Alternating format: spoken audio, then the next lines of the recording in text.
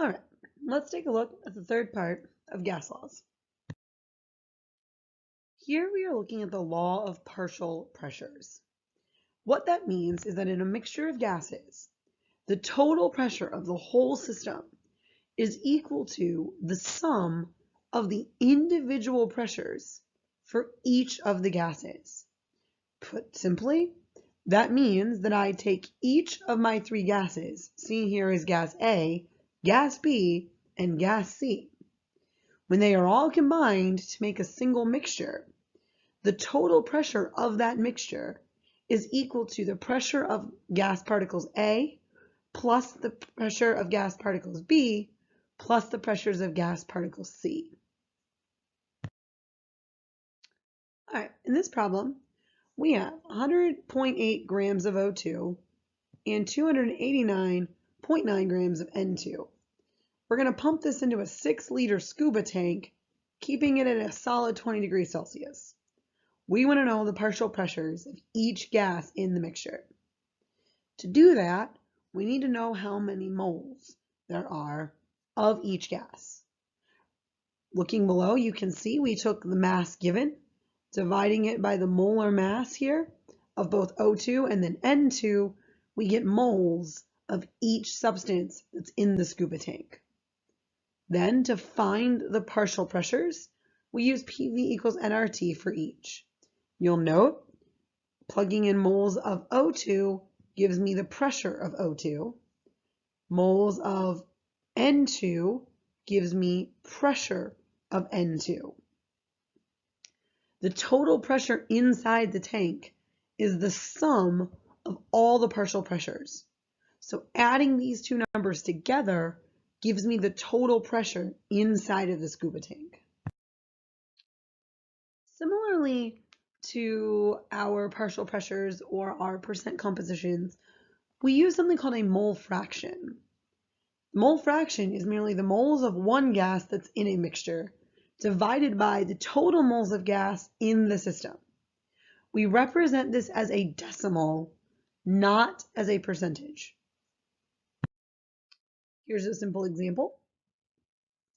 We are trying to determine the mole fraction of each component in a gaseous mixture that contains 6.7 moles of helium, 2.5 moles of argon, and 1.6 moles of chlorine. The first thing we need to do is figure out the total number of moles of gas in the system by adding them all together. Then simply for each gas, take the moles of that specific gas and divide it, as you see here, by the total moles of the system. Easy way to check your answers, add them up. If they don't equal 1, you might need to try again. We can use the mole fraction to determine the partial pressure of a gas in a system and vice versa. When you're given information that allows you to find the mole fraction, you can then decide to use PV equals nRT to solve for the partial pressures, or you can use a more simple formula. The partial pressure of a gas is equal to its mole fraction multiplied by the total pressure of the system. Looking at the example below there, the following reaction goes to completion. The vessel contained 2.5 moles of H2, 1 mole of Cl2 before the reaction took place. Show your work to answer the questions. This is a limiting reactant problem. Given that it's a 1-to-1 ratio, my Cl2 here is the limiting reactant. So at the end of my problem, there is no chlorine. There should be 2 moles of HCl and 1.5 moles of H2 left over still in my container, for a total of 3.5 moles. The mole fraction here is very simple. Take 2 divided by 3.5. That gives me the mole ratio of HCl. 1.5 divided by 3.5 gives me the mole ratio of H2. The total pressure would simply be found by using PV equals nRT here, where N is the total number of moles in the system, or 3.5. For the partial pressures, we could simply use the mole fraction times the total pressure to make this a little bit easier.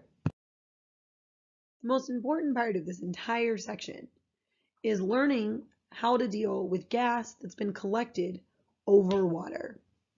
So as you can see in the picture below, if we invert this cylinder into water, filling it with water, and then we collect gas from a reaction through water, the water level in the beaker will get smaller. It's going down as gas is collected. In this space here, that is all the gas you have collected. Inside of the cylinder, there is a vapor pressure. Vapor pressure is caused by the water molecules that have evaporated and are on the surface of the water. When we collect gas over water, there is a mixture of pressures inside the container. There is the pressure of the gas collected plus the pressure of the water vapor inside the tube.